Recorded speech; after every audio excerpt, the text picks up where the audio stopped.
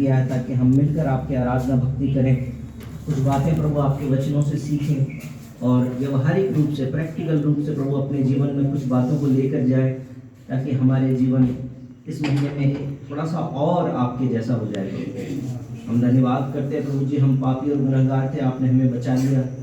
हमको बचाने के लिए संसार में यीशु मसीह आप मनुष्य रूप में आए। हम आपकी वंदना करते हैं प्रभु, हम आपकी तारीफ करते हैं प्रभु। इस समय को आपके हाथों में सौंपते हैं। हम यहाँ पर जो भी कुछ बातें करें, हम यहाँ पर जो भी कुछ एक्टिविटीज करें, जो भी हम वचन पर मनन करें, प्रार्थनाएं करें, सब कुछ आपको भाए और हमारा उठना बैठना बोलना चालना आपको भाए परमेश्वर। हम इस गीत को कई बार गाते प्रभु, मेरा चलना बोलना हर ख्याल तुझको भाए। हाँ प्रभु जी, न सिर्फ हमारे बाहरी चरित्र से बल्कि हमारे अंतर मन से प्रभु जी, हमारे विवेक से, हमारे विचारों से आपकी महिमा होने पाए। आज की सुबह में अपने आप को खाली करते हैं प्रभु जी, संसार की हर एक बात से दूर होकर थोड़ी देर आपकी उपस्थिति में आना चाहते हैं प्रभु। आपका आत्मा हमारी अगुवाई करे, आपका आत्मा हमसे बातचीत करे प्रभु जी, आपके नाम की महिमा होने पाए प्रभु। धन्यवाद। यीशु की जय, यीशु के लहू की जय। Hallelujah, hallelujah. स्तुति लिए हुए अब तक तूने संभाला मुझे, अपनी बाहों में लिए हुए आए जो तुझको मिटाने, वो शस्त्र हो मेरा सर। आए जो तुझको मिटाने,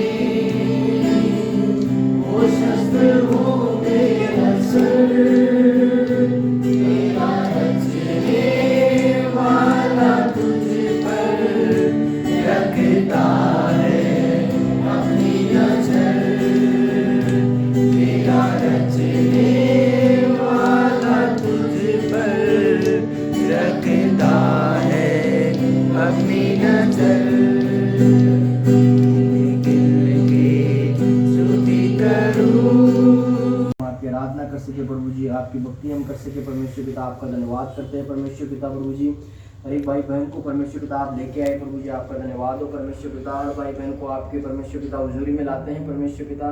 आपके वचन में लिखा है प्रभु जी, आराधना करने वाले आत्मा और सच्चाई से आराधना करें प्रभु जी। हम हर बात को भूल कर प्रभु जी आपके सम्मुख आते हैं और परमेश्वर पिता जाएंगे हम, झंडा मसीह का उठाएंगे हम, गाते बजाते जाएंगे हम, झंडा मसीह का उठाएंगे हम। प्रभु यीशु की जय, प्रभु यीशु की जय, यीशु के लहू की जय जय जय। प्रभु यीशु की जय, प्रभु यीशु की जय, यीशु के लहू की जय जय जय। एक इंजीनियरिंग स्टूडेंट करता है वैसी हरकतें मैं भी करता था, क्योंकि मैं उनके साथ रहता था, उनके साथ पढ़ता था और बहुत सारी ऐसी बातें जो मसीह व्यक्ति को नहीं करनी चाहिए थी वो बातें मैं करता था। लेकिन प्रभु ने मुझे छुआ और मेरा जीवन बदल दिया। आज मैं कोई भी कार्य करता हूँ तो मुझे परमेश्वर का आत्मा बताता है कि ये कार्य गलत है, ये आपको नहीं करना चाहिए। और बीते दिनों मैंने एक नई कंपनी ज्वाइन करी। उसमें मैं ये सोच रहा था कि मेरी कंपनी में मैं अकेला एक मसीह व्यक्ति हूँ, लेकिन मुझे ये बताकर खुशी होगी कि मेरे जो एचओडी है वो भी धीरे धीरे प्रभु पर विश्वास करना शुरू कर रहे हैं। मैंने उनको मसीह के बारे में बताया, मसीह प्रेम के बारे में बताया और काफ़ी समय हो गया, करीब 6 महीने से मैं उनको बता रहा हूँ, लेकिन धीरे धीरे उन पर अभी थोड़ा सा कम है। लेकिन मैं ऐसा विश्वास करता हूँ कि प्रभु अगर मेरा जीवन बदल सकता है तो मेरे एचओडी का जीवन भी बदल सकता है। आमीन। जय मसीह। जय मसीह। एक बार जोरदार ताली। पेशेंट भी कुछ कहना चाह रही थी, चलिए बताएं आपने। हाँ, पिछले 11 पता नहीं उसमें आप बाइक में पेट्रोल कैसे खत्म हो गया। फिर हमें ऑटो भी जल्दी से नहीं मिला, तो फिर जैसे हम एग्जाम सेंटर गए तो वहाँ पे दरवाजा उन्होंने बंद कर दिया था। तो फिर मैं प्रार्थना कर रही थी, फिर हम मतलब कि वैसे पुलिस वाले बोले कि दरवाजा ऐसे बजाओ, वैसे पूरा पैक था तो फिर हम बजाने लगे। तो फिर बाद में पहले तो वो खोले नहीं, लेकिन फिर हम बजाए गए। फिर मैं प्रार्थना भी कर रही थी प्रभु वो खोल दे, तो फिर वो लोग खोल दिए और फिर मेरा एग्जाम हो गया। इसलिए मैं प्रभु का धन्यवाद। अभी 15 फरवरी को मेरे एक बहुत पुराने मित्र जन, मतलब जब हम इसी घर में रहते थे और 10वीं में पढ़ते थे तब के वो मेरे दोस्त हैं। हम 4 दोस्त थे, हम चारों की चौकड़ी थी, तो चारों उल्टे सीधे काम भी साथ में ही करते थे, सब काम करते थे। तो हमारी एज में भी थोड़ा थोड़ा डिफरेंस है, लेकिन साथ साथ मतलब उन सब के अंदर शायद सबसे छोटा मैं होऊंगा, लेकिन जो सबसे बड़ा उम्र में शायद सबसे बड़ा वही होगा। तो उसकी बेटी की शादी थी 15 फरवरी को। तो जब हम 10वीं में थे उसके बाद में हमारा मिलना जुलना धीरे धीरे कम होता गया, और जब मैं कॉलेज में आ गया उसके बाद तो करीब करीब एक ही दोस्त से ज़्यादा मिलना जुलना रह गया था। और जब मैं यहाँ से पढ़ने के लिए बाहर चला गया था 2005 में, 1998 में, उसके बाद से हमारा मिलना जुलना से तो बंद सा हो गया था। लेकिन परमेश्वर का धन्यवाद हो कि इतने साल के बाद में बेटी की शादी जो है वो ऐसा मौका बन गया जब हम चारों दोस्त जो है वो साथ में इकट्ठे हुए। और एक दोस्त जो है हम में से वो देहरादून शिफ्ट हो गया, तो देहरादून से यहाँ पर आया था शादी को अटेंड करने के लिए। और वो मतलब हमेशा से जब हम साथ में थे तब से उसका ऐसा था कि फिल्म स्टार बनना है, उसको तो फिल्मों में काम करना है, एक्टर बनना है, डांसर बनना है, ऐसा था वो। मेरी शादी में भी उसने डांस किया था, मतलब हमारी शादी की जो सीडी है उसके अंदर भी उसका डांस रिकॉर्डेड है, अलग से स्पेशल डांस। तो वो भी आया, उसने बहुत सारे ऐसे काम किए। टी सीरीज़ के साथ में उसने म्यूज़िक एल्बम बनाई और मारवाड़ी सॉन्ग के अंदर भी कुछ काम किया, हीरो भी बना किसी छोटी मोटी फिल्म का, ऐसे उसने काम किया। और अभी इस समय देहरादून के अंदर डांस एकेडमी है उसकी, एक क्रिश्चियन स्कूल में डांस टीचर है। परमेश्वर ऐसे कैसे घुमा के उसको लेके गए, एक क्रिश्चियन स्कूल में गया, अब वो क्रिसमस के डांस प्रिपेयर कराता है, कई हिम्स प्रिपेयर कराता है। तो उसको प्रभु के बारे में काफ़ी हद तक पता चल गया। बहुत साल पहले जब मेरा जाना हुआ था 2012 के आसपास, तो एक बार मेरी किताब की एक कॉपी मैंने उसके पास में पहुंचाई थी। वो तो नहीं मिल पाया था, परंतु उसके ऑफिस में मैं छोड़ के आया था। उसने कितनी पढ़ी कितनी नहीं पढ़ी मुझे पता नहीं, लेकिन इस बार जब वो आया तो हमको एक साथ मौका मिल गया बैठने का, और हमने कुछ गवाहियाँ दी। प्रार्थना के बारे में हम बात कर रहे थे, तो उसने एकदम से पूछ लिया कि प्रार्थना क्या होता है। फिर मैंने बोला चलो ठीक है, तुमको बताते हैं प्रार्थना क्या होता है। उसको काफ़ी नींद तो आ रही थी, बेचारा थका हुआ था, लेकिन फिर भी सुन रहा था मेरी बात। तो काफ़ी सारी गवाहियाँ मैंने उसको बताई, प्रभु के बारे में बताया।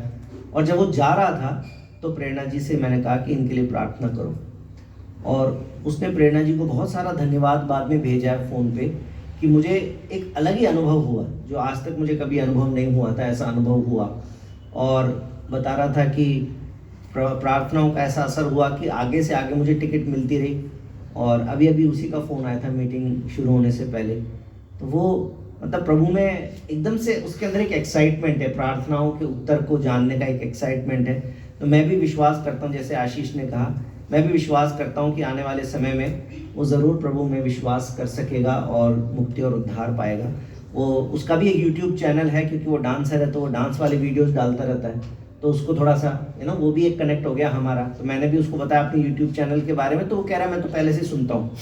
वो सुनता रहता है, वो मुझे आइडिया दे रहा था कि थोड़ा सा इसके अंदर कुछ ऐसा भी करो तो अच्छा लगेगा।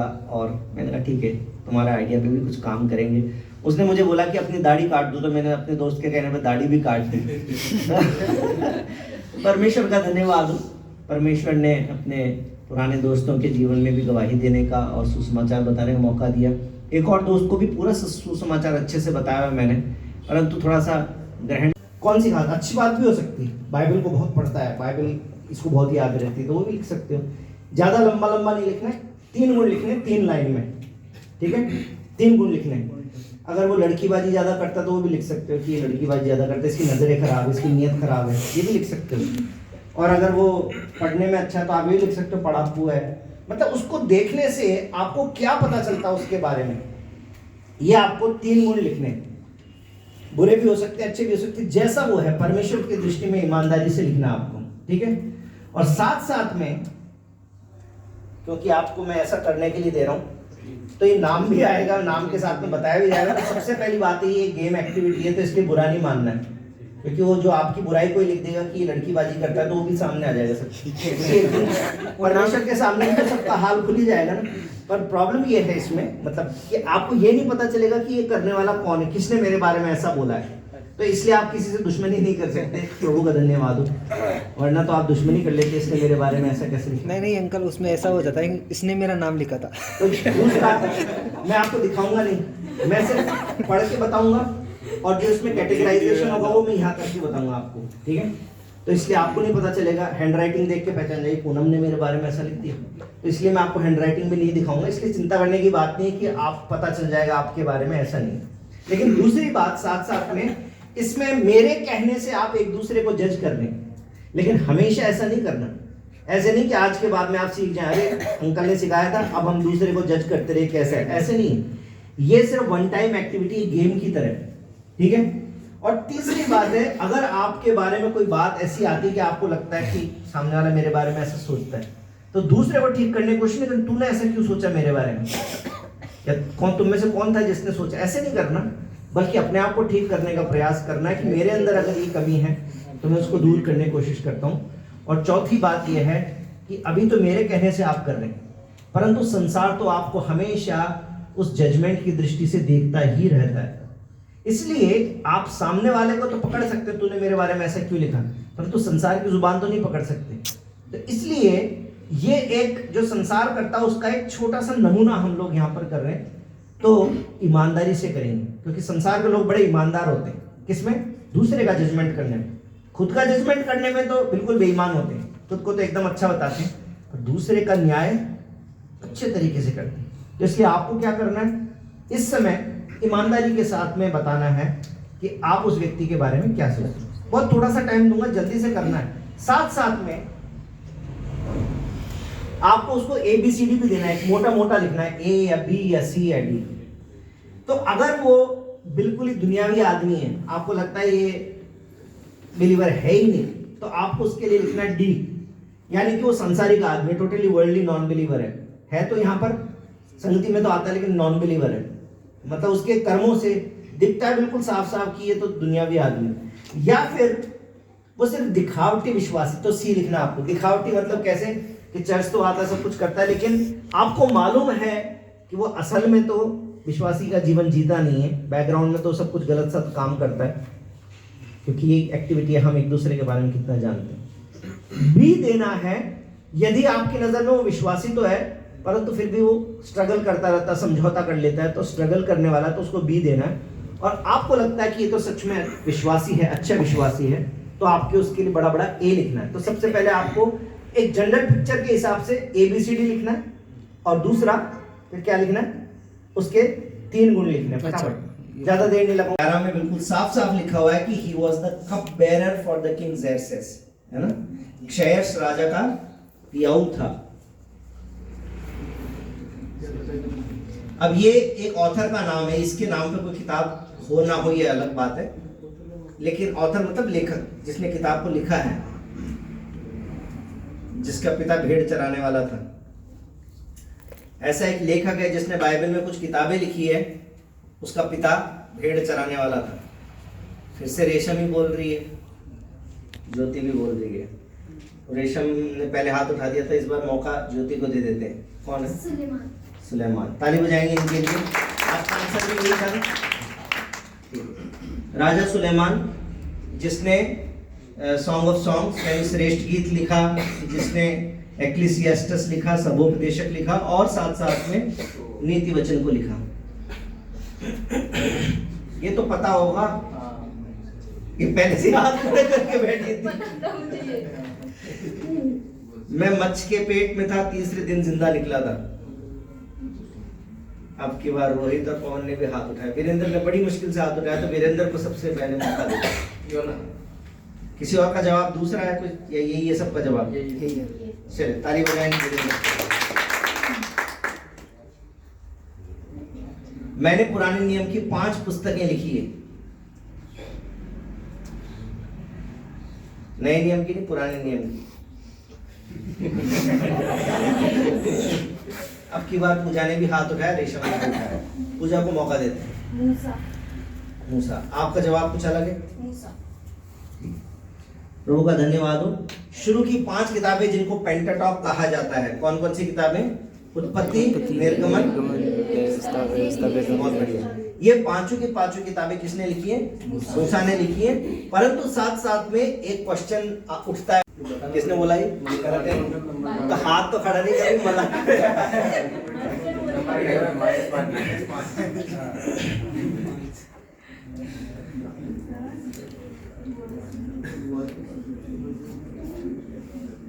एक ऐसा लेखक है बाइबल के अंदर, ऐसा भविष्यवक्ता है जिसको वीपिंग प्रॉफिट कहा जाता है, जिसको रुआंसा भविष्यवक्ता कहा जाता है, रोने वाला। आपको ऐसे जवाब नहीं देना, हाथ खड़े करके बोलना। एक ही जना हाथ खड़ा कर, मौका उनको ही देना पड़ेगा। बताओ, क्या दाऊद रोने वाला था? वो तो आनंद से नाचने वाला था। बाइबल के अंदर एक किताब का नाम ही ऐसा है जिससे पता चल जाता है। बुक का नाम बताओ, राइटर का नाम। राइटर का नाम, बुक का नाम, विलाप शब्द से ही पता चल जाता है आपको कि विलाप, तो विलाप गीत को किसने लिखा? किसने लिखा विलाप गीत को? मैंने पहले ही बताया हुआ है, यिर्मयाह को, जरमाया को वीपिंग प्रॉफिट बोला जाता है। ठीक है, बाइबल की वो एकमात्र किताब जिसके अंदर हिंदुस्तान का नाम लिखा हुआ है। ओह, अनुराज ने भी हाथ उठा बोल दिया। चलो फिर अनुराज को मौका दे दें। एस्तर। एस्तर, किसी आपका जवाब अलग है? चलिए ताली बजाएंगे अनुराज के लिए। एक और सवाल, सिर्फ 4 सवाल बाकी हैं। उस पुस्तक का नाम बताना है जिसमें मूसा और 10 विपत्तियों का जिक्र है। ये पूनम ने यहाँ ऐसे कर दिए, बताऊं कि नहीं बताऊं? ज्योति ने भी हाथ उठाया। चलो रोहित को मौका दे देते हैं। कितने लोग बोलते हैं प्रकाशित वाक्य? दूसरा आंसर है तो हाथ उठाइए। निर्गमन। तो रोहित के नंबर कट गए, ज्योति के भी नंबर कट गए क्योंकि उसने हाथ उठाए बिना पहले ही बोल दिया। निर्गमन और उसके 7वें अध्याय के अंदर हम उन 10 विपत्तियों के बारे में जानते हैं जो मिस्र देश पर आई थी, क्योंकि राजा फिरौन ने उनको वहां से निकलने नहीं दिया है।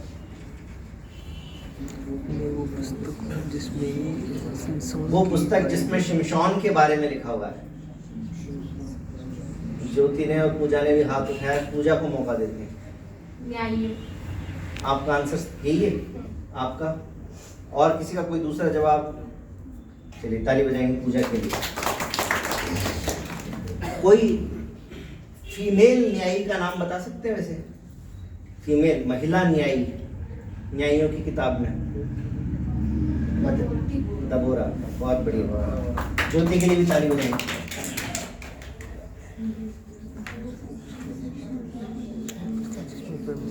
तुम्हारा हाथ थक गया, पहले से हाथ करके ऐसे बैठे रहती है। अब धीरे धीरे करके हाथ, लोगों को सवाल समझ में आ रहा था, धीरे धीरे हाथ ऊपर आ रहे हैं। ठीक है पायल, आप बताइए। ठीक है, प्रकाशित वाक्य एकमात्र किताब है जिसमें भविष्य और स्वर्ग के बारे में बहुत ही क्लियरली बताया गया है। पुराने नियम की सबसे छोटी पुस्तक, सिर्फ आशीष ने हाथ उठाया, अब पायल ने भी उठाया, तो आशीष को मौका दे देते हैं। आप क्या बोलना चाहते हैं? हबक्कुक। इन दोनों के अलावा किसी और को कुछ कहना है? सारे ही नाम ले लो। सबसे छोटा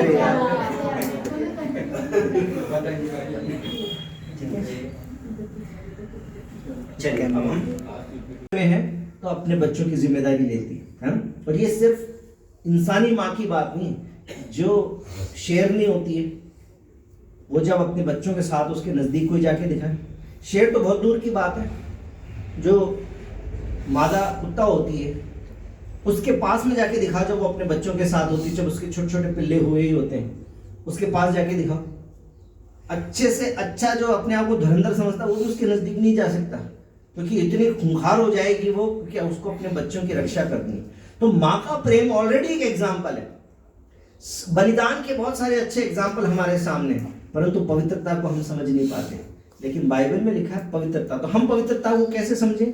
हम पवित्रता को ऐसे समझें कि कोई व्यक्ति जो परमेश्वर के वचन को अपने जीवन में लागू करता है, जो परमेश्वर को अपने जीवन में पहला स्थान देता है, जो परमेश्वर के भवन को अपने जीवन में पहला स्थान देता है, जो परमेश्वर के वचन को अपने जीवन में पहला स्थान देता है, जो परमेश्वर के सेवकों को अपने जीवन में पहला स्थान देता है, तो वो व्यक्ति जो है फिर वो पवित्रता की तरफ बढ़ता जाता है, यानी कि वो यीशु के जैसा बनता जाता है। आज हमने क्या वचन पढ़ा था? जैसा मसीह का स्वभाव है। यीशु मसीह की पवित्रता इस संसार में कैसे दिखाई पड़ती थी? क्या यीशु मसीह के चारों तरफ में कोई रोशनी का गोला चलता रहता था? कैसे पता चलता था कि यीशु पवित्र है? एग्जाम्पल फॉर समवन, परमेश्वर किसी न किसी के लिए आपको एक उदाहरण बनाना चाहता है। परमेश्वर आपको किसी न किसी के लिए उदाहरण बनाएगा। आप किसी के जीवन में उद्धार लाने का कारण बन जाएंगे। मुझे पता नहीं वो बहन जिन्होंने मुझे यीशु मसीह को बताया, उनके जीवन के कारण क्या और भी लोग बच गए या नहीं बच गए, क्योंकि मुझे दूसरा कोई व्यक्ति आज तक ऐसा नहीं मिला जिसने ये गवाही दी यीशु मिला और उसके बाद में अब मैं एक ऐसा जीवन जीता हूं जो दूसरों के लिए आदर्श बन सकता है या बनता है। तीसरी बात जो प्रकाशित वाक्य की किताब उसके 12 अध्याय के 11 वचन में आके हम पढ़ सकते हैं, गवाही क्यों महत्वपूर्ण है। गवाही इसलिए महत्वपूर्ण है क्योंकि जय दिलाने वाला कौन है? पढ़िए 12 अध्याय उसका 11 वचन पढ़े, प्रकाशित वाक्य 12 का 11। वे मेमने के लहू के कारण और अपनी गवाही के वचन के कारण उस पर जयवंत हुए और उन्होंने अपने प्राणों को प्रिय न जाना, यहाँ तक कि मृत्यु भी सह ली। हाँ, शैतान के ऊपर जय पाने का जो एक तरीका वो है यीशु का लहू और दूसरा है हमारी गवाही। ये बात बाइबल में लिखी हुई है। तो जो बात बाइबल में लिखी हुई है, क्या हम इस बात पर विश्वास कर सकते हैं कि हमारी गवाही हमें शैतान के ऊपर भी जय दिला सकती? विश्वास करते हैं? बोले यीशु मसीह की। इसलिए हमारी गवाही बहुत महत्वपूर्ण है। इस बात को हल्के में मत लीजिएगा।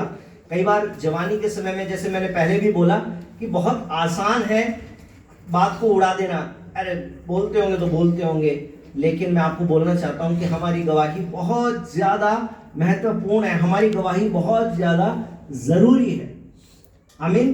क्योंकि इस गवाही के द्वारा हम किसी के लिए आदर्श बन सकते हैं। वो बहन जिन्होंने मुझे प्रभु के बारे में बताया, मुझे नहीं पता कि वो किसी और के लिए आदर्श बन पाई या नहीं बन पाई है, किसी और के जीवन में इतना बड़ा परिवर्तन आया या नहीं आया, क्योंकि ऐसी कोई गवाही मैंने किसी दूसरे के मुंह से सुनी नहीं दोबारा कभी। जैसे मैं बिल्कुल खुलकर उन बहन का नाम लेता हूँ, बहन रश्मि का, ऐसा मेरे को कोई दूसरा व्यक्ति नहीं मिला जो खुलकर इस बात को कहता हो कि उस बहन ने मुझे गवाही दी थी तो उसके कारण मेरा जीवन बदल गया।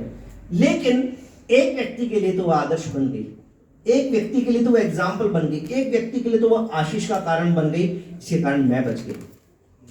मैं प्रभु का जितना धन्यवाद करता हूँ उसमें मैं बहन रश्मि के लिए भी परमेश्वर का बहुत धन्यवाद करता हूँ, क्योंकि उसने अपना मुंह खोल दिया, अपने जीवन के आचरण से मुझे सिखा दिया। क्योंकि अगर मैं नहीं होता तो शायद बहुत सारे और बहुत लोग हैं जिन तक भी सुसमाचार नहीं जाता, लेकिन प्रभु ने उसके लिए उसके जीवन के द्वारा एक आदर्श बनाया जो मुझे आशीष का कारण बना। उसके बाद में परमेश्वर ने मेरे जीवन को एक आशीष का कारण बनाया, एक आदर्श बनाया, जो कुछ और भाई बहनों के लिए गवाही का, आशीष का, उद्धार का कारण बन गया। क्या पता कोई व्यक्ति प्रभु में आ गया मेरे कारण। जैसा तू चाहता है प्रभु मैं वैसा हो जाऊं, दे वरदान